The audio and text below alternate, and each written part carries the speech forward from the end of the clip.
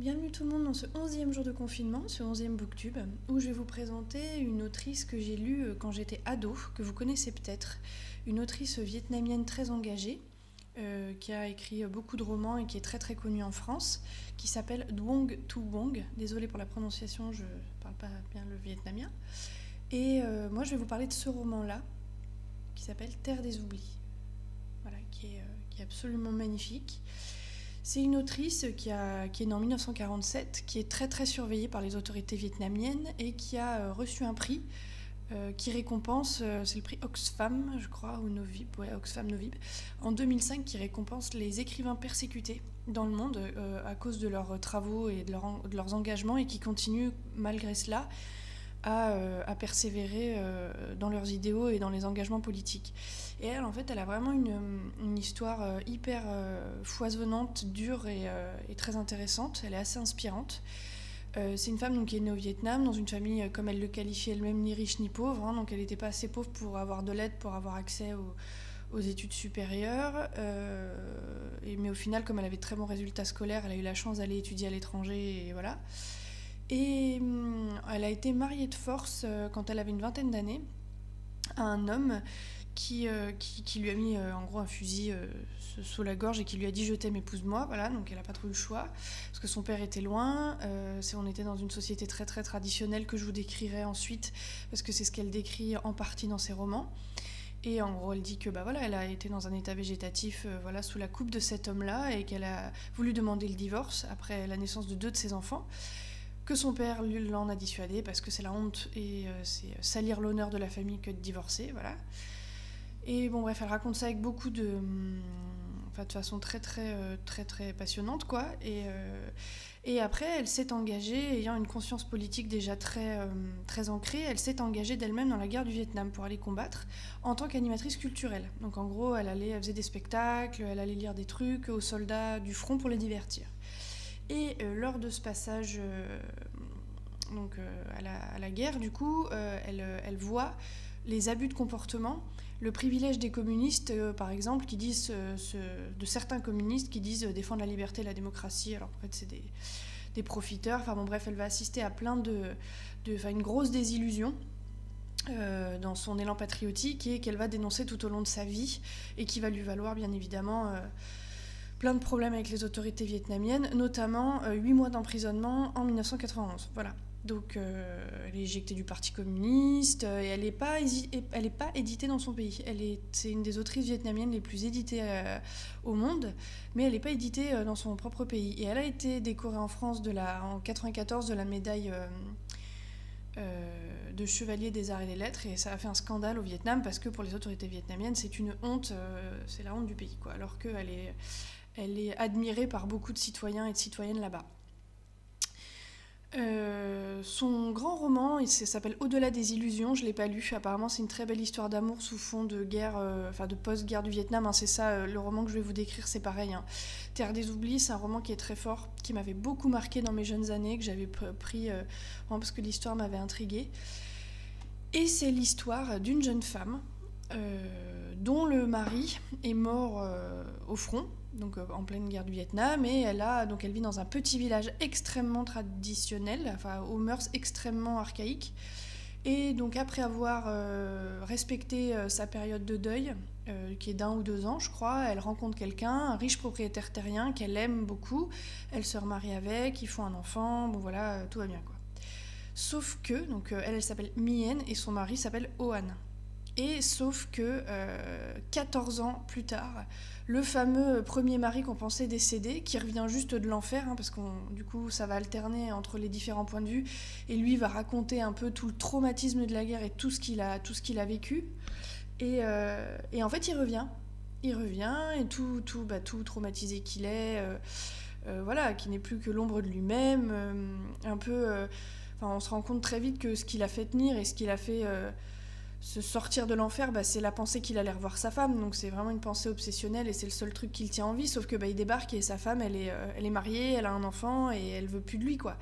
Sauf que donc elle a un profond dégoût, on voit un profond dégoût de sa part, mais elle se sent obligée, sous la pression de la communauté, de repartir avec vivre avec lui quoi. Donc c'est assez tragique. pas que de la tragédie, mais c'est quand même des trucs assez durs. Je vous passe les détails, mais bon, du coup, voilà, elle va vivre des moments pas faciles, elle va être tiraillée justement entre son propre conditionnement très traditionnel à elle aussi. Faut que je fasse mon devoir, mais en même temps, je l'aime plus, et voilà, voilà, elle va lui faire payer, lui aussi. Enfin bon, bref, c'est beaucoup de frustration, enfin, c'est assez horrible. Et en même temps, on va avoir donc, lui ce qu'il a vécu au Vietnam, avec des détails un peu politiques, des détails sur l'enfer de cette guerre-là. Enfin, quelle guerre n'est pas un enfer, mais en l'occurrence dans celle-ci où lui a été enfermé, ce qui lui est arrivé, ce qu'il a fait pendant 14 ans en fait. Donc vous avez tout ce truc-là. Vous avez vraiment toute cette société régie quand même par l'argent, parce que ce qui fait toute cette communauté-là qui vivote un peu dans la misère, finalement, l'argent c'est ce qui vous sauve, quoi. Donc on voit toutes les espèces de petites bassesses, tout ce dont les gens sont capables, toutes les horreurs qui régissent cette espèce de petit microcosme malsain. Et c'est hyper intéressant, c'est très fin. On est très très... moi j'ai eu beaucoup d'empathie pour ces personnages. Vous voyez, je l'ai lu, je pense, il est sorti en 2009, je crois. Et moi je l'ai lu quand j'avais 15-16 ans. Bah non, du coup c'est pas possible. Encore, moi, je suis très forte en maths. Donc non, il est sorti en 2005. Donc j'ai dû le lire 1 ou 2 ans après sa sortie. J'étais jeune et ça m'a beaucoup marqué. Et surtout, les trucs j'en ai relu quelques pages là pour juste avant de vous le présenter. Ce qui marque beaucoup dans ce roman aussi, c'est l'amour qu'elle a pour son pays et toutes les ressources, tout ce qui compose le Vietnam. Mais c'est-à-dire, vous avez un détail absolu de toute la bouffe. Alors qui suis une grande épicurienne, vous imaginez que c'était un grand plaisir. Tous les plats traditionnels, toutes les odeurs, les fleurs, les plantes, toute cette espèce de végétation du Vietnam. Enfin voilà, vraiment, vous êtes complètement immergé dans cette ambiance-là. C'est hyper agréable. Vous avez vraiment envie de manger ce qu'on vous propose. Vous avez vraiment envie de voir tous ces détails. Vous les visualisez très très bien. C'est très très bien décrit. Et voilà, vous avez le destin de ces gens qui est complètement voilà, de ces personnages torturés, tiraillés, de ce pauvre mec qui revient de la guerre et qui ouais, il est horrible parce qu'il exige qu'elle revienne, parce que c'était son seul but, mais en même temps il a bien conscience qu'elle l'aime plus, mais il y a des choses qu'il peut pas contrôler. Lui, il est traumatisé, il a un syndrome de stress post-traumatique évident. Elle quitte son fils, elle quitte son mari. Enfin voilà, il va y avoir des choses tragiques qui vont se créer. Il va y avoir, je vous raconte pas parce que c'est voilà, ça se passe vraiment, vous déroulez le fil assez bien, donc ça sert à rien que je vous spoile le plus. Mais c'est vraiment très bien décrit. Voilà, vous avez sur fond de cette ambiance post-guerre du Vietnam, tous les problèmes politiques et toutes les hypocrisies, tous les traumatisés que ça a fait, toutes les histoires de corruption aussi. Vous avez des petits trucs, genre à un moment ils doivent aller à l'hôpital, mais en même temps l'hôpital, c'est à celui qui paiera le plus cher qui sera pris en charge le plus vite. Donc vous avez tout plein de choses qui sont décrites comme ça sur la réalité de la société vietnamienne.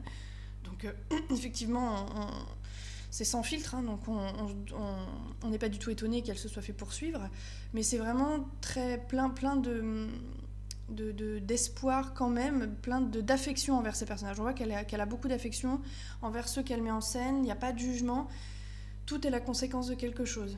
Voilà, c'est à la fois c'est très pragmatique et à la fois assez joli, quoi. C'est une belle fresque sociale donc sur fond de drame politique. Voilà. Et j'en profite aussi parce que j'en ai un autre qui s'appelle Sanctuaire du cœur, voilà, qui est sorti un peu plus tard, qui est tout aussi bien.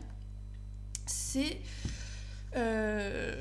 rapidement sur l'histoire d'un couple de profs dont le fils de 16 ans fait une fugue. Et donc il cherche, il ne le trouve pas, et on retrouve, c'est à la capitale je crois, et on retrouve ah non, c'est Saigon, ouais.